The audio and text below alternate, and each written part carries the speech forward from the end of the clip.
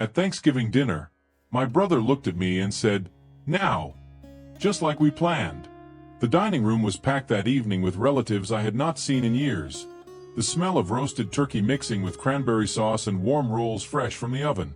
Aunt Margaret was arguing about politics with Uncle Joe while my cousin Emma kept checking her phone under the table. My mother was moving around the kitchen like she always did during holidays, making sure everyone had enough food and that no glass stayed empty for too long. My father sat at the head of the table carving the turkey with that same old knife he refused to replace. Everything felt like every other Thanksgiving we had ever had. The same faces, the same jokes, the same arguments about who makes the best stuffing. But across from me sat my brother, and when our eyes met for just a second, I knew this year was going to be different. He gave me the smallest nod, so subtle that no one else would have noticed, and then he said it. One single word that sounded like nothing to everyone else but meant everything to us. "Oh." That was the signal we had agreed on weeks before. The moment we had been planning in secret. The conversation no one else at that table knew was about to happen. My heart started racing, even though I tried to keep my face calm. I had rehearsed what I was going to say 100 times in my head, but now that the moment had arrived, my hands felt cold and my throat felt tight. What we were about to reveal would change everything. Some people at that table would understand. Others would not. But it had to be done, and we both knew we could not keep living with this secret any longer. I want to know, where are you listening to this story from? Drop a comment with your city or state. I would love to hear from you. It all started 3 months before that Thanksgiving dinner, back in August when my brother called me late one night sounding different than usual. His voice had that tone people get when they have been thinking about something for too long and finally decided to say it out loud. He told me he needed to talk about something important, something he had been carrying for years, and he could not do it alone anymore. We met at a coffee shop the next morning, one of those places where the furniture does not match and local artists hang paintings on the walls that never sell. He ordered black coffee and I got my usual caramel latte. We sat in the back corner where no one could hear us.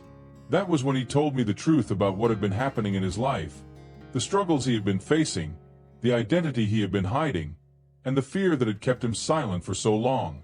He explained that he was tired of pretending, tired of showing up to family gatherings and acting like someone he was not, tired of hearing jokes and comments that cut deeper than anyone realized. He said he had finally reached a point where living a lie felt worse than facing whatever reaction might come from telling the truth. I listened without interrupting because I could see how hard it was for him to get the words out. His hands were shaking slightly as he held his coffee cup, and there were moments when his voice would crack and he would have to pause to collect himself before continuing. When he finished talking, there was this long silence between us, the kind of silence that feels heavy and full of meaning, and I realized that I had my own truth I had been hiding too. So I told him. I told him about the relationship I had been keeping secret, about the person I had been seeing for over a year that no one in our family knew existed, about the fear I had of being judged or rejected or misunderstood. I explained how exhausting it was to keep such a significant part of my life hidden, how lonely it felt to celebrate moments in private that should have been shared with family, how the weight of the secret had been affecting my mental health and my ability to be fully present in my own life. We sat there in that coffee shop for 3 hours, and by the time we left, we had made a decision. We were going to tell the family together. Not separately, not in private conversations, but together at the next family gathering where everyone would be present. Thanksgiving seemed like the right moment. It was far enough away to give us time to prepare, but close enough that we would not lose our courage. We spent the following weeks talking through every possible scenario. We imagined who would react with anger, who would cry, who would stay silent, who would ask questions, who would walk out.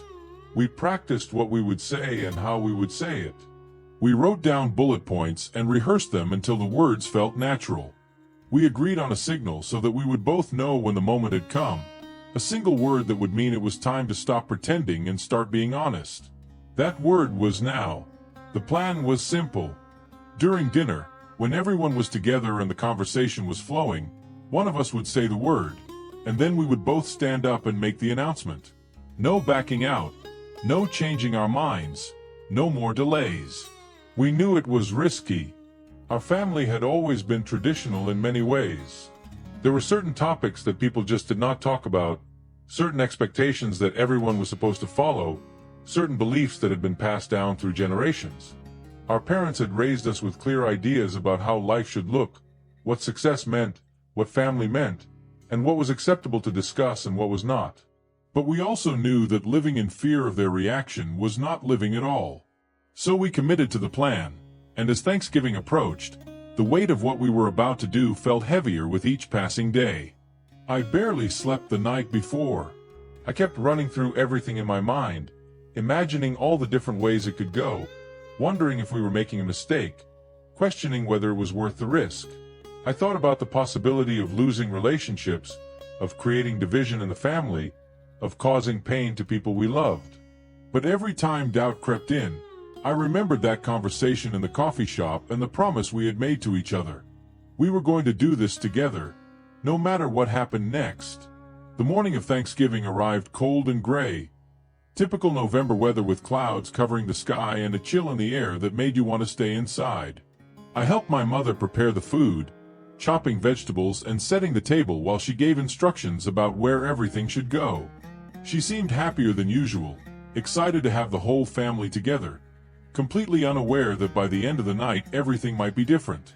My brother showed up around noon with a pumpkin pie he had bought from the bakery down the street. We exchanged a quick look when no one was watching, a silent reminder that tonight was the night.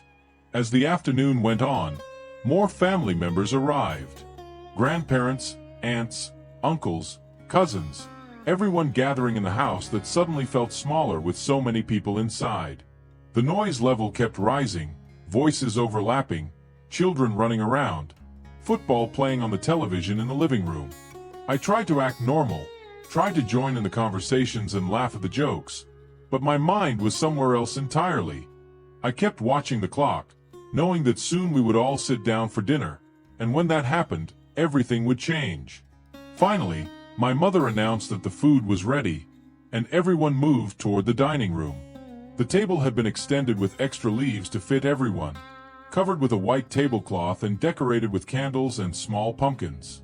People found their seats, plates were passed around, and the room filled with the sounds of silverware and satisfied comments about how good everything looked. My brother sat directly across from me, just like we had planned. We needed to be able to see each other clearly so that when the moment came, there would be no confusion. I could feel my pulse in my throat as I took small bites of food I could barely taste. Conversations swirled around me, but I only half heard them. My attention focused on waiting for the signal. Then it happened. My brother looked directly at me and said that single word, "Now," and time seemed to slow down in that instant. I set down my fork and he did the same. We both stood up at exactly the same moment, and the movement was sudden enough that conversations around the table started to fade. People looked up confused, probably thinking we were about to make a toast or say grace even though we had already started eating. My father put down his knife and asked what was going on. My mother stopped mid-sentence in whatever story she had been telling. The room went quiet except for the sound of a football game still playing faintly from the other room. My brother cleared his throat and began speaking.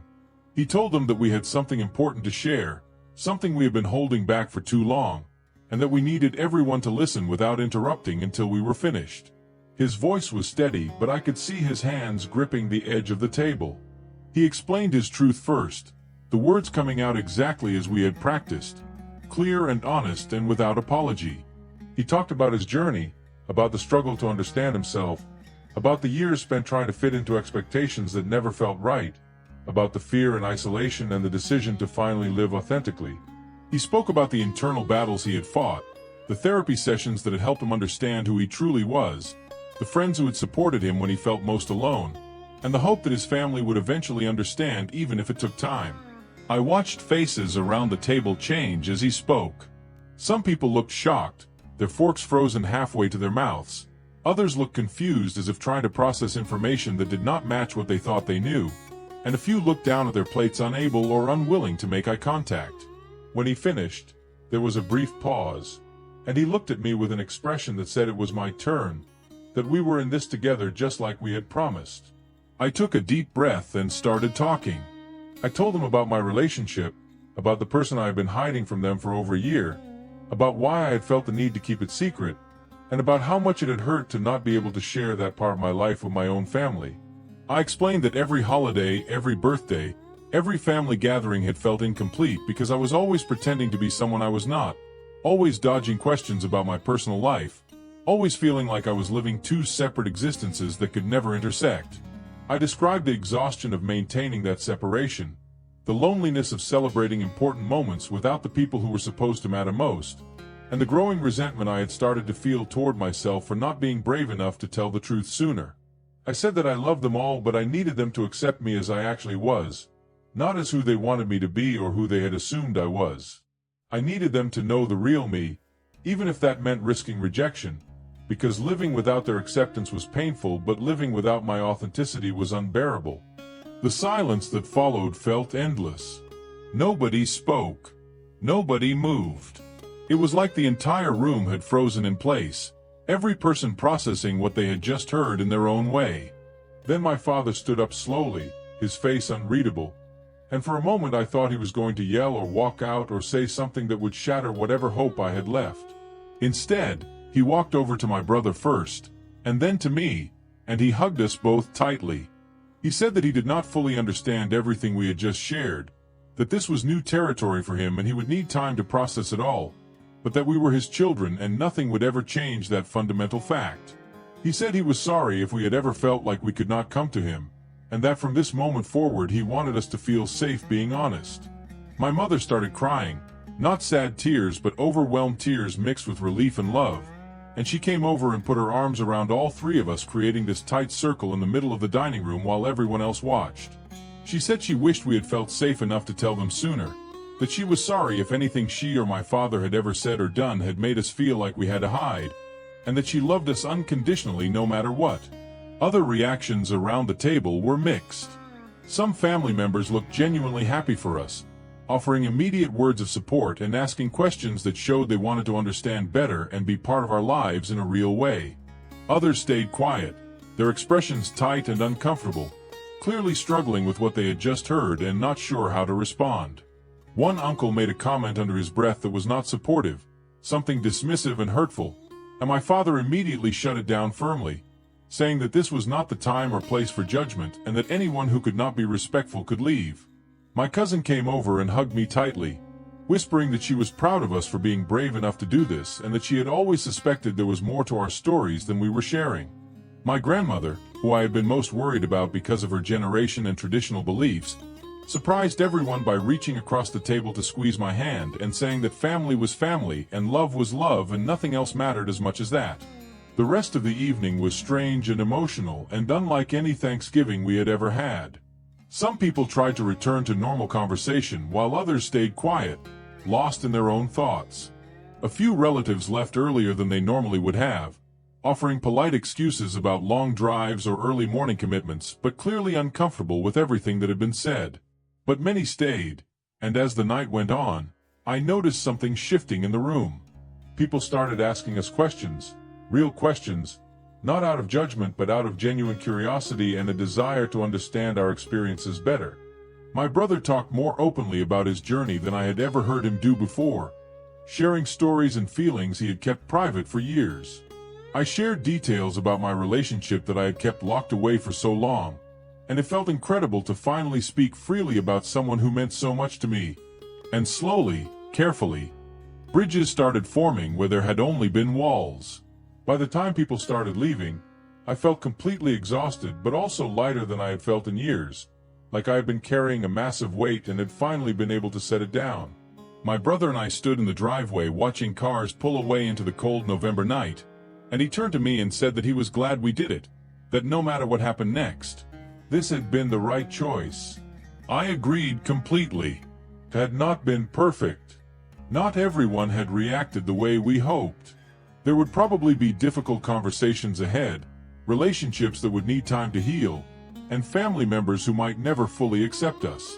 But we had told the truth, and we had done it together, and that was what mattered most. As I drove home that night, the streets empty and quiet, I thought about how much courage it takes to be honest, how scary it is to risk losing people you love, and how freeing it feels when you finally stop hiding. That Thanksgiving dinner changed everything, but in the best possible way. We had walked into that room carrying secrets that were crushing us, and we walked out as our true selves. Looking back now, I realize that the hardest part was not what happened at the table, but all the years we spent afraid to get to that moment. If you have ever felt like you had to hide who you really are, you know how heavy that weight can be, and you know how incredible it feels when you finally put it down.